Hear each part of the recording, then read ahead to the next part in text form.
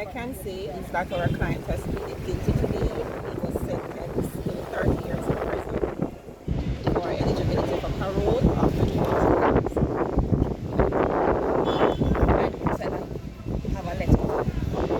Well, he handed me a note today that he wants me to read to the media, but as it relates to the proceedings, I am not able to have a discussion on that.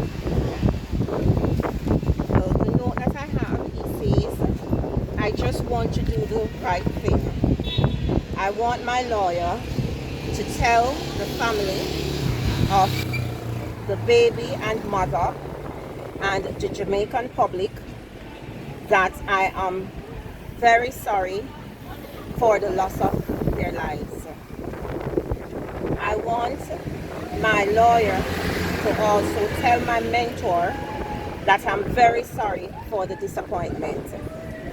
I hope one day everyone will find it possible to forgive me, and he signs his name to it.